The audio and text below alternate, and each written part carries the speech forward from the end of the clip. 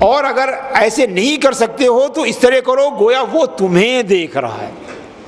تو گویا احسان کے دو مرتبے بتا دیے، ایک مرتبہ تو وہ ہے کہ بندہ خدا کو دیکھے، اور دوسرا مرتبہ یہ ہے کہ وہ یہ یقین رکھے کہ خدا اسے دیکھ رہا ہے۔ عزیزان گرامی، دراصل یہ احسان جو ہے یہ اسلام اور ایمان کے ماسوا نہیں ہے، بلکہ سچی بات یہ ہے کہ ان دونوں کی روح ہے، یہ ان دونوں کی روح ہے کہ گویا جو کچھ ایمان اور اسلام میں بتایا گیا ہے اس کو اس طرح سے کیجئے گویا کہ آپ اللہ کو دیکھ رہے ہیں، اور اگر نہیں کر سکتے تو کم سے کم اس مرتبے سے کیجئے کہ گویا اللہ آپ کو دیکھ رہا ہے۔ اب آپ جانتے ہیں یہ تو حدیث کا ترجمہ ہو گیا، اب صوفیاء کرام کی اصطلاح میں پہلا مرتبہ جو ہے وہ مرتبہ مشاہدہ کہلاتا ہے کہ آپ اللہ کو دیکھ رہے ہیں، اور دوسرا مرتبہ کیا ہے؟ یہ مرتبہ مراقبہ ہے کہ اللہ آپ کو دیکھ رہا ہے، اللہ آپ کو دیکھ رہا ہے۔ عزیزان گرامی، ایک نماز پڑھیے بغیر مراقبہ و مشاہدہ کے، اور دوسری نماز پڑھیے مراقبہ و مشاہدہ کے ساتھ، تو دونوں نمازوں میں زمین آسمان کا فرق ہے، دونوں نمازوں میں زمین آسمان کا فرق ہے۔ ایک موٹر چلانے والا فل اسپیڈ سے ہائی وے پہ چلتا چلا جا رہا ہے، سمجھے، فل اسپیڈ سے، اس نے لمیٹڈ اسپیڈ کو کراس کر لیا ہے، اس نے بیلٹ نہیں باندھی ہے، اس نے اور بہت سارے جو ہے ٹریفک رولز کے وائلیشن کر رکھے ہیں، مگر چلتا چلا جا رہا ہے۔ کیوں؟ اس لیے کہ اسے احساس ہے کہ اس کے ان اعمال کو کوئی دیکھنے والا نہیں ہے، وہ یہ سمجھ رہا ہے کہ کوئی دیکھنے والا نہیں ہے۔ اسی اسپیڈ میں چلتے ہوئے اچانک اسے دور سے ایک سرخ لائٹ نظر آئی، اس نے فوراً سوچا کہ یقیناً یہ کوئی چوراہا ہے، یہ کوئی کراس ہے، اور یہاں ممکن ہے کہ کوئی ٹریفک کانسٹیبل ہو جو وہاں سے دیکھ رہا ہو، لہذا فوراً اس کا ہاتھ بیلٹ پر جاتا ہے، وہ بیلٹ لگاتا ہے، فوراً اپنی اسپیڈ کو ریڈیوس کرتا ہے۔ یہ سب کیوں کرتا ہے؟ اس ٹریفک کانسٹیبل کے مراقبے کے خوف سے۔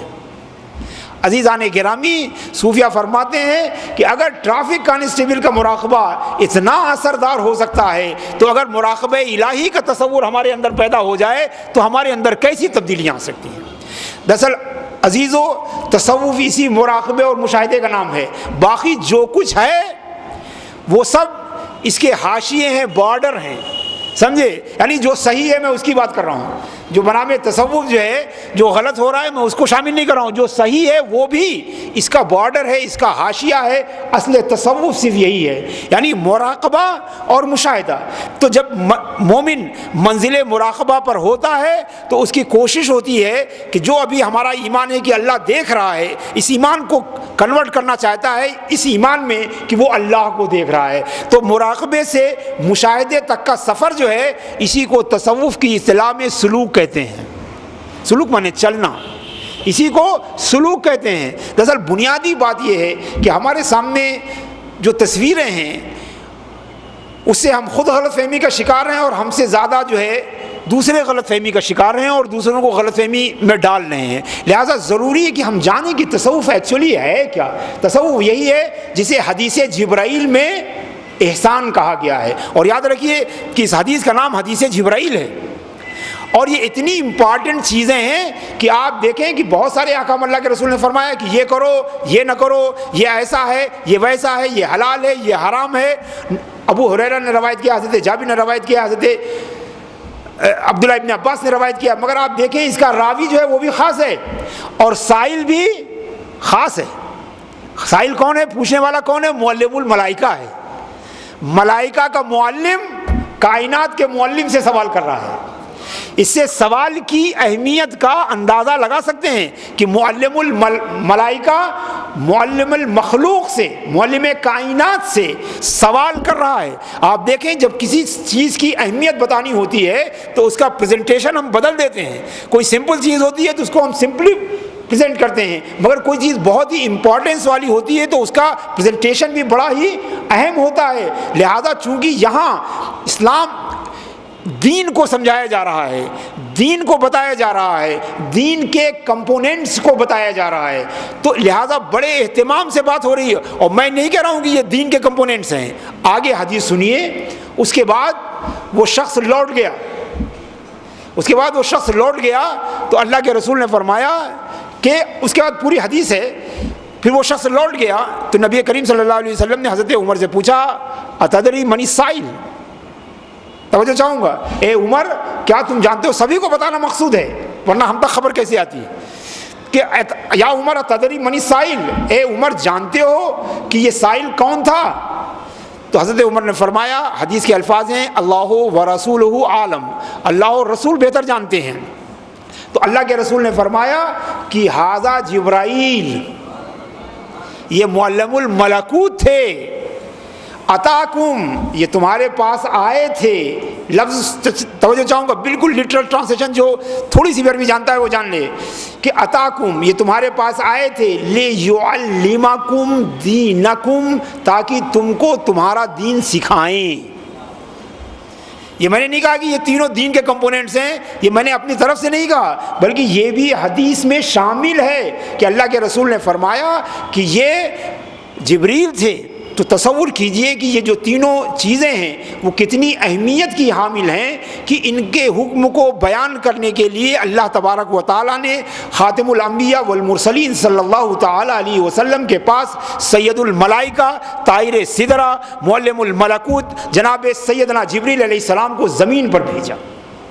اور پھر رسول فرما رہے ہیں، کلیئر کٹ فرما رہے ہیں کہ ھذا جبریل اتاکم لیعلمکم دینکم، یہ آئے تھے تاکہ تم کو تمہارا دین سکھائیں۔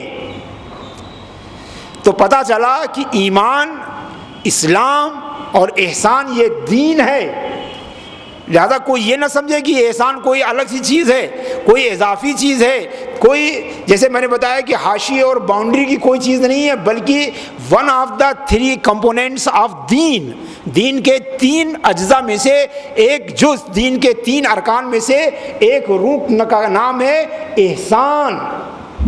اور بتائیں کہ اس پر ایسا نہیں ہے کہ یہی احسان جو ہے بعد میں چل کر تصوف کے نام سے جانا گیا ہے، اور اس پر میں نہیں، امام نووی اپنی مسلم کی حدیث شرح میں، امام ابن حجر اسقلانی اپنے جو ہے بخاری کی شرح میں نص کرتے ہیں کہ یہی احسان جو ہے، یہی اہل طریقت اور اہل تصوف کے نزدیک جو ہے تصوف کے نام سے جانا جاتا ہے۔ تو تصوف کیا ہے؟ تصوف جو ہے درجہ مراقبہ سے لے کر درجہ مشاہدہ تک کی سیر کا نام جو ہے وہ تصوف ہے۔